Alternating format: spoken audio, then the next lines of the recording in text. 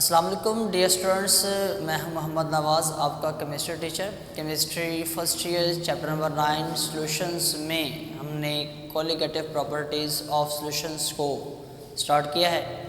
Last time lowering of vapour pressure को हम detail से डिस्कस कर चुके हैं। आज उसी कोलिगेटिव प्रॉपर्टी ऑफ सॉल्यूशन की कंटिन्यूटी में सेकंड जो प्रॉपर्टी है एलिवेशन ऑफ बॉइलिंग पॉइंट, इसको डिस्कस करते हैं।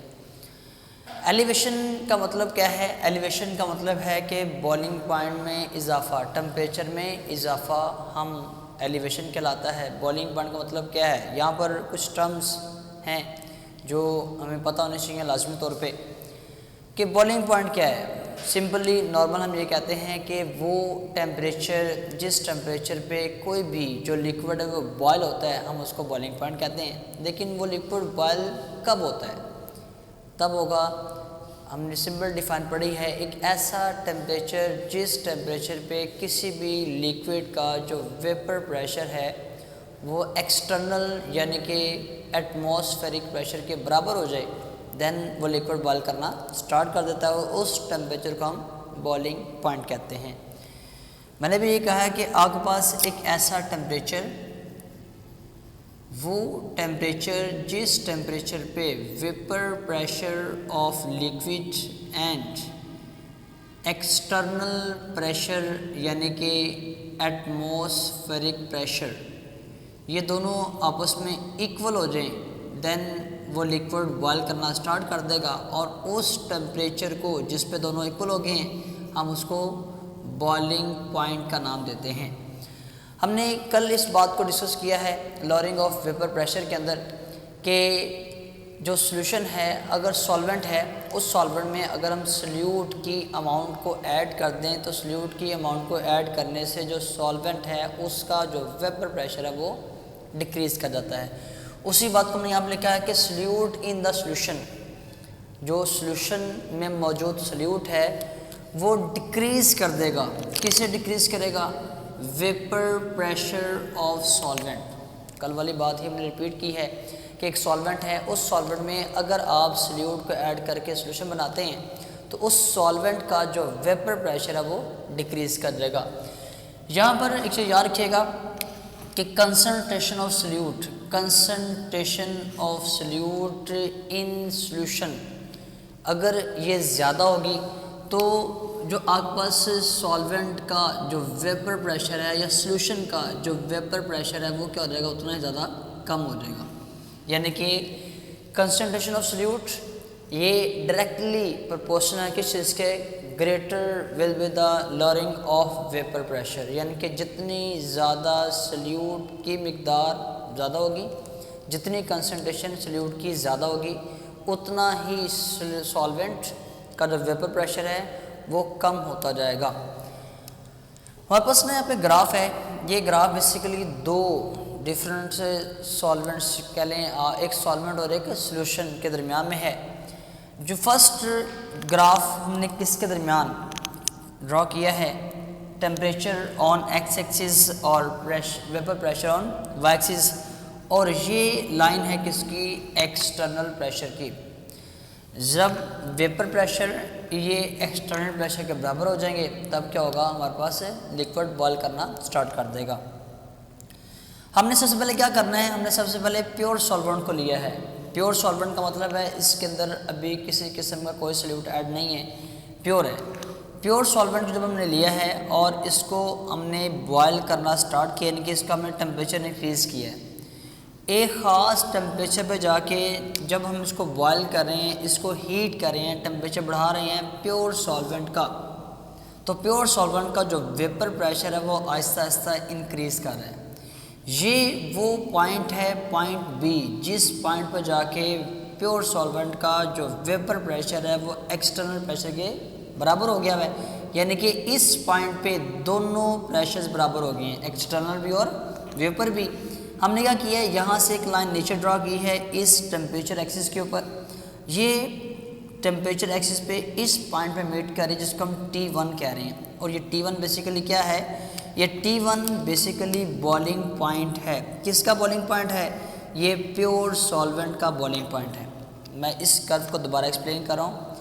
हमने सबसे पहले एक सॉल्वेंट लिया है, उस सॉल्वेंट को जो कि प्योर फॉर्म में है हमने उसको हीट किया है। हीट करने से उसके वेपर प्रेशर में इजाफा हुआ है। वेपर प्रेशर में इतना इजाफा हुआ है कि उनका जो वेपर प्रेशर है प्योर सॉल्वेंट का वो एक्सटर्नल प्रेशर के बराबर हो गया है एट पॉइंट बी। हमने इस पॉइंट बी से एक परपेंडिकुलर ड्रा किया है टेम्परेचर एक्सिस के ऊपर। तो जो आपके पास ये एक टेम्परेचर आ रहा है, ये टेम्परेचर हमें क्या बता रहा है कि ये प्योर सॉल्वेंट का बॉइलिंग पॉइंट है। क्यों ये इसको हम बॉइलिंग पॉइंट क्यों कह रहे हैं? क्योंकि इस पे प्योर सॉल्वेंट क्या हुआ है, उसका वेपर प्रेशर और जो एक्सटर्नल प्रेशर दोनों क्या हो गए हैं, आपस में बराबर हो चुके हैं। फिर हमने क्या किया है, हमने इस प्योर सॉल्वेंट के अंदर कुछ अमाउंट सोल्यूट की ऐड की है, यानी कि सोल्यूशन बना दिया है। जब प्योर सॉल्वेंट में सोल्यूट ऐड करेंगे सोल्यूशन बन जाएगा। तो हमने अभी कहा है कि अगर हम किसी भी सॉल्वेंट के अंदर, किसी भी सॉल्वेंट में जब किसको ऐड करते हैं, सोल्यूट को ऐड करते हैं, तो सोल्यूट को ऐड करने से जो सॉल्वेंट का वेपर प्रेशर है वो क्या हो जाएगा, वो डिक्रीज कर जाएगा। इसी चीज़ को हमने ग्राफ से सीखा हुआ है कि हमने क्या किया, सोल्यूशन को लिया, यानी कि प्योर सॉल्वेंट के अंदर सोल्यूट ऐड किया, सोल्यूशन बना दिया। देन इस सोल्यूशन को हम हीट कर रहे हैं। जब सोल्यूशन को हीट करेंगे तो अगर आप यहाँ पे गौर करें तो जो आपके पास ये सोल्यूशन के लिए लाइन है जो वेपर प्रेशर के एक्सिस के साथ मीट कर रही है, तो इसकी जो वेपर प्रेशर की वैल्यू है वो प्योर सॉल्वेंट के वेपर प्रेशर से कम है। अब ऐसा क्यों हुआ है? क्योंकि जब हमने प्योर सॉल्वेंट में सोल्यूट को ऐड किया था, सोल्यूशन बनाया था, सोल्यूशन बनाने से वेपर प्रेशर में कमी आई है, इसलिए वेपर प्रेशर हमें यहाँ से नज़र आ रहा है कि सोल्यूशन का कम है। अब हमने क्या करना है, इसको बॉयल करना है। बॉयल करने के लिए इसको हीट करेंगे और इसके वेपर प्रेशर को इतना बढ़ाएंगे कि वेपर प्रेशर क्या हो जाए, वो एक्सटर्नल प्रेशर के बराबर हो जाए। जैसे जैसे हम इस सोल्यूशन को हीट कर रहे हैं, इतना हीट किया है कि इस पॉइंट डी पे जाके वेपर प्रेशर ऑफ सॉल्यूशन ये बराबर किसके हो गया है, ये बराबर हो गया है एक्सटर्नल प्रेशर के। अगर आपके पास ये वो पॉइंट डी है जिस पॉइंट पे सॉल्यूशन का वेपर प्रेशर और एक्सटर्नल प्रेशर बराबर हो गए, इसका मतलब हम क्या करेंगे, यहाँ पे एक परपेंडिकुलर नीचे ड्रा करेंगे। जो आपके पास पॉइंट आएगा टेम्परेचर एक्सिस के ऊपर, हम इसको T2 कह रहे हैं। और ये क्या है, ये basically boiling point of the solution है। और हम यहाँ पे देखें तो T1 की टेम्परेचर की वैल्यू कम है, यानी कि प्योर सॉल्वेंट का बॉइलिंग पॉइंट कम है, सॉल्यूशन का बॉइलिंग पॉइंट ये ज़्यादा है। तो जैसे हमने सोल्यूट को ऐड किया है, वेपर प्रेशर कम हो गया लेकिन बॉइलिंग पॉइंट बढ़ गया है। तो जो डिफरेंस आ रहा है टेम्परेचर में डेल्टा टी, इसको हम कैसे फाइंड आउट करेंगे, T2 में से माइनस कर देंगे T1 को, यानी कि हायर टेम्परेचर में से लोअर टेम्परेचर को माइनस कर देंगे। और ये जो आपके पास से टेम्परेचर में चेंज आएगा हम उसको डेल्टा टी भी कहते हैं। ये डेल्टा टी क्या है, चेंज इन टेम्परेचर। बी क्यों यूज़ कर रहे हैं, ये बॉइलिंग पॉइंट के लिए है, यानी कि एलिवेशन ऑफ बॉइलिंग पॉइंट जितना इस टेम्परेचर में चेंज आएगा इसका मतलब है उस प्योर सॉल्वेंट के बॉइलिंग पॉइंट में उतना ही इजाफा हुआ है। तो यहाँ तक हमने डिस्कस किया है ग्राफ की मदद से कि प्योर सॉल्वेंट का वेपर प्रेशर ज़्यादा होता है, बॉइलिंग पॉइंट कम होता है, सॉल्यूशन का वेपर प्रेशर कम होता है और बॉइलिंग पॉइंट ज़्यादा होता है। और इन दोनों के बॉइलिंग पॉइंट का जो डिफरेंस है हम इसको डेल्टा टी भी कहते हैं, एलिवेशन ऑफ बॉइलिंग पॉइंट कहते हैं। और ये elevation of boiling point depend करेगा मोलैलिटी ऑफ सॉल्यूशन के ऊपर। जितनी मोलैलिटी यानी कि जितने मोल्स ऑफ सोल्यूट ज़्यादा ऐड करेंगे, जितने सोल्यूट के मोल्स सॉल्वेंट में ज़्यादा ऐड किए जाएंगे उतना ही उनके बॉइलिंग पॉइंट में इजाफा होगा, यानी कि delta T B elevation of boiling point ये मोलैलिटी के डायरेक्टली प्रोपोर्शनल है। यहाँ से हम इस प्रोपोर्शनलिटी के साथ ख़त्म करेंगे तो आपके पास इक्वल और कांस्टेंट आएगा। यहाँ पर के कांस्टेंट है, साथ में बी यूज़ कर रहे हैं फॉर द बॉइलिंग पॉइंट। इसको हम क्या पढ़ते हैं, ई बॉलिस्कोपिक कांस्टेंट कहते हैं। स्मॉल m यहाँ पे मोलैलिटी ऑफ द सॉल्यूशन है। हम जानते हैं, हमने इस चैप्टर के डिफाइन में पढ़ा है कि मोलैलिटी क्या होता है। मोलैलिटी को हम सिंपल डिफाइन करते हैं number of moles of solute in 1 kilogram of solvent, जिसको हम फार्मूला के फॉर्म में लिखे ओपन करके, तो मास of solute divided by molar mass of solute. ये क्या है, ये आपके पास मोल्स हैं, इसको किस में डिसॉल्व कर रहे हैं, मास of solvent in 1 kg। Mass of solute किसको हम किस फॉर्म में लिख रहे हैं, वेट की फॉर्म में W2 हो जाएगा, divide by molecular mass of solute, ये M2 हो जाएगा। 1 as it is mass of solvent capital M आ जाएगा, उसने क्या किलोग्राम, तो किलोग्राम में कन्वर्ट करने के लिए क्या करते हैं 1000 से डिवाइड किया जाता है। इस 1000 को हम ऊपर मूव करवा देंगे, तो W2 over M2 multiply by 1000 divide by M1। जो ये मोलैलिटी की वैल्यू आई है, यानी कि जो ये M की वैल्यू आई है, ये हम इसको पुट कर देंगे इस इक्वेशन 1 में, जहाँ पे क्या लिखा है, जहाँ पे हमारे पास ये M लिखा हुआ है। तो जब आपके पास delta T B as it is आ गया है, के बी एज इट इज आ गया है, के बी के साथ यहाँ पर क्या मेंशन है, यहाँ पर M था, हमने उस M की जगह पे इस वैल्यू को पुट कर दिया है। हम ये काम क्यों कर रहे हैं, ताकि हम मॉलिक्यूलर मास ऑफ सोल्यूट यानी कि M2 को फाइंड आउट कर सकें।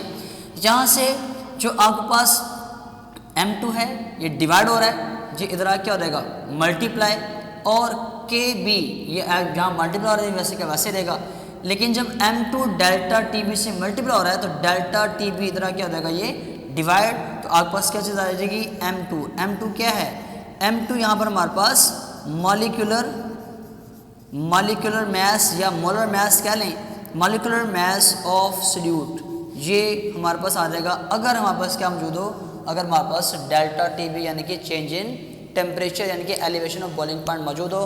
डेल्टा टी बी को हम किस तरह से फाइंड आउट करते हैं, इसकी मेजरमेंट कैसे की जाती है, उसके लिए हमारे पास एक एक्सपेरिमेंट है, ऑपरेटर्स में मौजूद है।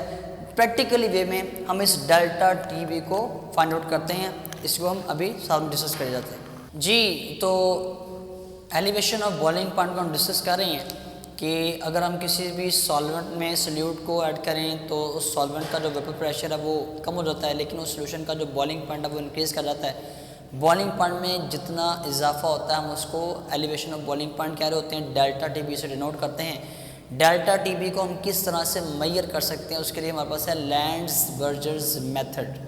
ये एक मेथड है जिस मेथड से हम जो डेल्टा टी बी है बॉइलिंग पॉइंट ऑफ एलिवेशन उसको हम मेजर कर सकते हैं। दो चीज़ें इसमें, अपरेटस जो कि शॉर्ट क्वेश्चन में भी आ सकता है, और इसकी भी उसके बाद प्रोसेस है या प्रोसीजर है, उसको हम डिस्कस करते हैं और इस टॉपिक को वाइंड अप करते हैं। देखिए सबसे पहले अपरेटस के अंदर 4 चीज़ें मेन हैं। फर्स्ट हमारे पास क्या है, inner tube with a hole in it. अगर आप इस जहाँ पे इस स्ट्रक्चर को देखें, इस डायग्राम को देखें, तो इस डायग्राम में ये आपके पास एक इनर ट्यूब है, ये इनर ट्यूब है, इसमें क्या मौजूद है, ये एक होल मौजूद है। तो वही बात कर रहा है कि एक हमारे पास इनर ट्यूब है जिसमें एक होल मौजूद है, ग्रेजुएटेड आल्सो, यानी कि उसके ऊपर जो आपके पास ये इनर ट्यूब है, इस ट्यूब के ऊपर हमारे पास क्या है, ग्रेजुएटेड का मतलब क्या होता है, इसके ऊपर रीडिंग्स मौजूद हैं। ग्रेजुएटेड का मतलब क्या है, जिसके ऊपर कोई रीडिंग्स ग्रेड्स हों हम उसको ग्रेजुएटेड कहते हैं। तो फर्स्ट पहली चीज़ क्या अपरेटस के अंदर इनर ट्यूब है जिसमें एक होल है और वो क्या है, ग्रेजुएटेड है। सेकंड क्या है, a boiling flask which sends the solvent vapours into the graduated tube through a rose head. ये हमारे पास क्या है, ये आपके पास इसको हम बॉइलिंग फ्लास्क कह रहे हैं। ये क्या है, ये आपके पास बॉइलिंग फ्लास्क है।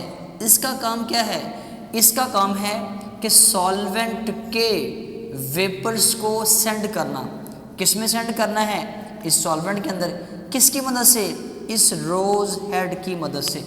दोबारा ज़रा सुनिएगा, हम क्या करेंगे, हम इस आउटर ट्यूब से, जो बाहर ट्यूब है जिसको हम बॉइलिंग फ्लास्क कह रहे हैं, यहाँ से बेसिकली उसने बुक के अंदर भी यहाँ पर सिर्फ ये ट्यूब शो की हुई है, लेकिन इस ट्यूब को हमने कनेक्ट किया होता है एक फ्लास्क के साथ, जिस फ्लास्क के अंदर सॉल्वेंट मौजूद होता है। हम उस सॉल्वेंट के वेपर्स को इस ट्यूब से इनसाइड ऐड करते हैं।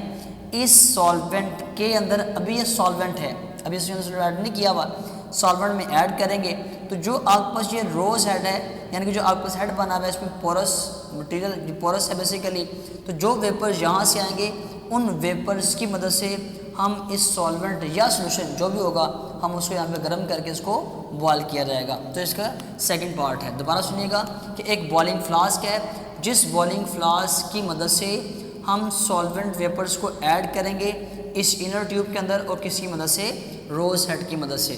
Then an outer tube which receives hot solvent vapour coming from the side hole of the inner tube, यानी कि ये आपके पास बाहर वाली ये आउटर ट्यूब है। इस आउटर ट्यूब का काम क्या है, जो इस होल से हॉट वेपर्स बाहर आएंगे ये आउटर ट्यूब उसको रिसीव करेगी और उसको बाहर एस्केप करवा देगी। और लास्ट में क्या है, Beckmann thermometer which can reads up to 0.01 kelvin temperature, यानी कि आपके पास ये एक थर्मामीटर है बेकमैन, ये साइंटिस्ट का नाम है जिसकी वजह से इसको हम नाम दिया गया बेकमैन थर्मामीटर का। इसका काम क्या है कि ये 0.01 केल्विन तक टेम्परेचर को मेजर कर सकता है। तो कंस्ट्रक्शन में अपरेटस में हमारे पास क्या चीज़ें मौजूद हैं, एक इनर ट्यूब है जिसमें एक होल मौजूद है जो ग्रेजुएटेड है। इस इनर ट्यूब के अंदर हमने बॉइलिंग फ्लास्क की मदद से क्या करना होता है, सॉल्वेंट के वेपर्स को ऐड करना होता है इस रोज हेड की मदद से। इस इनर ट्यूब के अंदर बेकमैन थर्मामीटर मौजूद है, एक आउटर ट्यूब मौजूद है। आउटर ट्यूब में जो हॉट वेपर्स ऑफ सॉल्वेंट हैं वो आएंगे और यहाँ से एस्केप कर जाएंगे। ये अपरेटस है। प्रोसीजर क्या है इसका, प्रोसीजर ये है कि हम इस जो बॉइलिंग फ्लास्क, यहाँ पर बेसिकली एक फ्लास्क मौजूद है, उस फ्लास्क के अंदर जो सॉल्वेंट है वो मौजूद है। हम उस सॉल्वेंट को हीट करते हैं और उसको वेपर्स में कन्वर्ट करते हैं सॉल्वेंट को। यहाँ पर अलग से एक फ्लास्क होती है, उस फ्लास्क में जो भी सॉल्वेंट है उस सॉल्वेंट के वेपर्स को सॉल्वेंट को वेपर में चेंज करते हैं। उस वेपर्स को इस प्योर सॉल्वेंट में पहले ऐड किया जाता है और इसको बॉयल किया जाता है। जब सॉल्वेंट बॉयल कर जाता है तो हम इस बेकमैन थर्मामीटर से उसका टेम्परेचर नोट करते हैं जिसको हम T1 कह रहे होते हैं।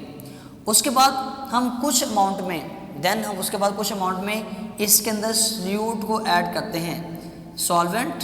सॉल्वेंट के टेम्परेचर बॉइलिंग पॉइंट को नोट करने के बाद हम सल्यूट को ऐड करेंगे। सल्यूट को ऐड करने का मतलब क्या है कि अब ये क्या बन गया है, अब ये सॉल्यूशन बन चुका हुआ है। जब सॉल्यूशन बन गया है दोबारा वही काम करेंगे, हम बाहर से सॉल्वेंट के वेपर्स को ऐड करेंगे। देन इस सॉल्यूशन को वेपर्स की मदद से गर्म करेंगे, इसको बॉयल करेंगे, और जब ये सॉल्यूशन बॉयल करना स्टार्ट कर देगा तो जो टेम्परेचर हम नोट करेंगे इस बेकमैन थर्मामीटर से हम इसको T2 कहते हैं। अब जो T2 की वैल्यू है ये हायर होगी as compare to T1। T1 की वैल्यू क्या होगी, ये लो होगी, क्योंकि जो T1 है ये प्योर सॉल्वेंट का टेम्परेचर होगा, T2 क्या, ये सॉल्यूशन का टेम्परेचर है। हम फिर क्या करेंगे कि T2 में से T1 को माइनस कर देंगे तो आपके पास क्या रहेगा, डेल्टा TB। तो डेल्टा TB हम कैसे मालूम करेंगे, प्रोसीजर को हम दोबारा रिवाइज करते हैं। सबसे पहले हम इस इनर ट्यूब के अंदर प्योर सॉल्वेंट को लेंगे, उस प्योर सॉल्वेंट को हमने बॉयल करना है, किसकी मदद से, प्योर सॉल्वेंट के ही वेपर्स की मदद से, जिसको हम बाहर से ऐड करेंगे इस रोज हेड की मदद से। हम प्योर सॉल्वेंट को बॉयल करेंगे, बॉयल करने जब ये लिक्विड प्योर सॉल्वेंट बॉयल करेगा हम उस टेम्परेचर को नोट कर लेंगे। देन हम इसमें कुछ अमाउंट सॉल्यूट की ऐड करेंगे, यानी कि प्योर सॉल्वेंट को सॉल्यूशन में चेंज कर देंगे। सॉल्यूशन में चेंज करने के बाद हम दोबारा से वेपर्स को ऐड करेंगे और वेपर्स की मदद से इस सॉल्यूशन को हम बॉयल करेंगे। तो उसका भी हम इस थर्मामीटर की मदद से बॉइलिंग पॉइंट वो नोट कर लेंगे, जिसको हम T2 कहेंगे, और T2 में से T1 को माइनस कर देगा, आपके पास क्या देगा, डेल्टा TB। इसी डेल्टा TB को हम इस फॉर्मूले में पुट करेंगे तो हमारे पास क्या देगा, मॉलिक्यूलर मास ऑफ सॉल्यूट। तो बेसिकली हम कोलिगेटिव प्रॉपर्टीज पढ़ रहे हैं। कल हमने लोअरिंग ऑफ वेपर प्रेशर को पढ़ा था, आज हमने एलिवेशन ऑफ बॉइलिंग पॉइंट को पढ़ा है। इन दोनों की डेरिवेशन में हमने जो चीज़ फाइंड आउट की है वो मॉलिक्यूलर मास ऑफ सॉल्यूट था। इसको याद कीजिएगा, शॉर्ट क्वेश्चन लॉन्ग क्वेश्चन दोनों के लिए इंपॉर्टेंट है। अपना ख्याल रखिएगा, अल्लाह हाफिज़।